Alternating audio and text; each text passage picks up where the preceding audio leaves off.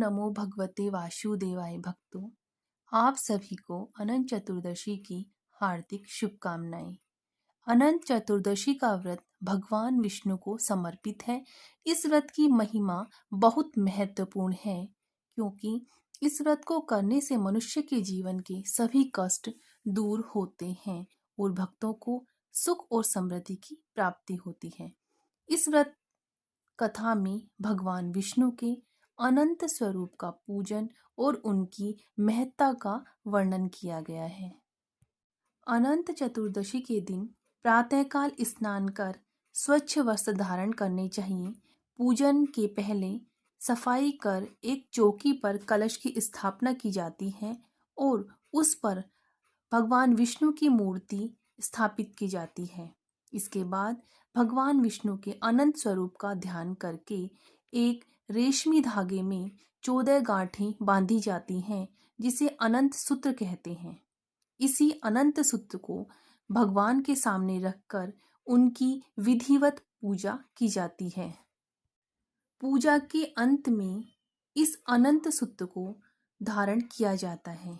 पुरुष इसे अपनी दाहिने हाथ में और महिलाएं इसे अपने बाएं हाथ में बांधती हैं। यह सूत्र भगवान अनंत का प्रतीक माना जाता है और इसे धारण करने से जीवन में सुख और शांति और समृद्धि बनी रहती है।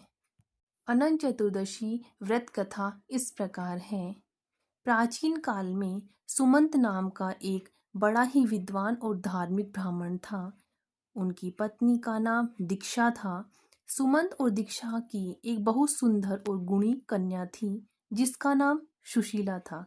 वह सुशीला विवाह योग्य हो चुकी थी। तब सुमंत ने अपनी बेटी की शादी मुनि कौंडिन्य के साथ कर दी। विवाह के कुछ समय बाद कौंडिन्य और सुशीला एक दिन अपने घर से बाहर यात्रा के लिए निकले। रास्ते में काफी दूर चलते चलते रात हो गई, तो उन्हें वहीं एक नदी के तट पर विश्राम करने का सोचा। वहां उन्होंने देखा कि कई स्त्रियां विधि पूर्वक स्नान कर किसी देवता की पूजा कर रही थी। सुशीला को यह देखकर थोड़ा आश्चर्य हुआ, तो उसने उन स्त्रियों से पूछा, आप यहाँ क्या कर रही हैं और किस देवता का पूजन कर रही हैं? उनमें से एक महिला ने उत्तर दिया कि हम यहाँ भगवान अनंत की पूजा कर रहे हैं। यह भगवान विष्णु का ही अनंत रूप है, जो संसार के सभी दुखों को हरते हैं और सुख समृद्धि प्रदान करते हैं। इस व्रत को करने से समस्त दुखों का नाश होता है और सभी इच्छाओं की पूर्ति होती है। जो भी स्त्री या पुरुष इस व्रत को विधि पूर्वक करता है, उसे कभी भी दरिद्रता, दुख या कष्ट नहीं सताते। फिर सुशीला ने उस स्त्री से पूछा कि यह व्रत कैसे किया जाता है।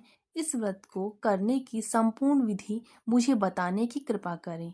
उस स्त्री ने सुशीला को पूरे विधि विधान से अनंत भगवान की पूजा करने और अनंत सूत्र धारण करने की विधि बताई। सुशीला ने विधि पूर्वक अनंत भगवान की पूजा और अनंत सूत्र धारण कर लिया।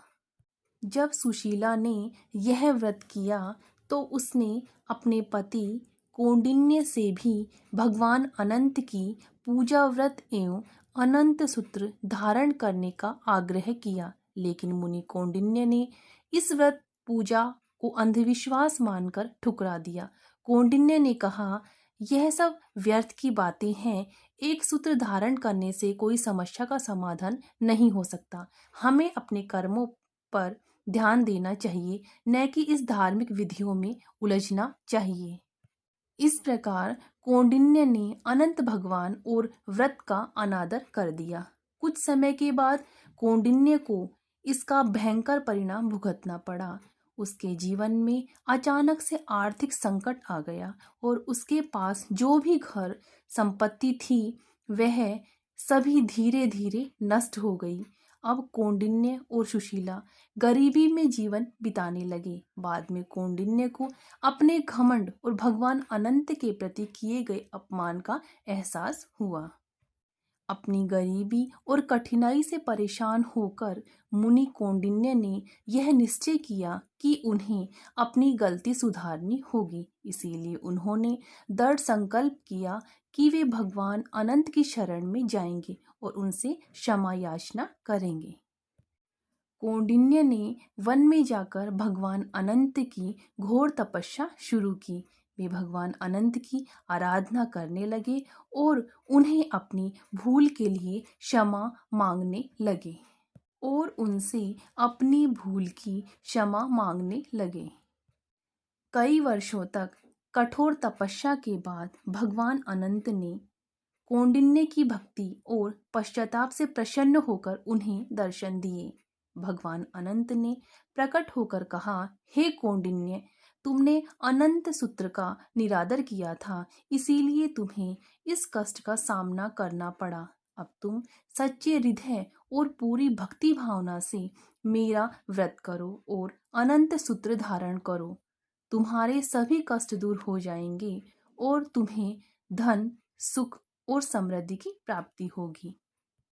भगवान अनंत के दर्शन प्राप्त करने के बाद कौंडिन्य ने विधि पूर्वक अनंत चतुर्दशी का व्रत किया और अनंत सूत्र धारण किया। इसके साथ ही उसके जीवन की सभी समस्याएं समाप्त हो गई। उसकी निर्धनता और खोया हुआ धन वापस आ गया और उन्हें सुख और समृद्धि की प्राप्ति हुई।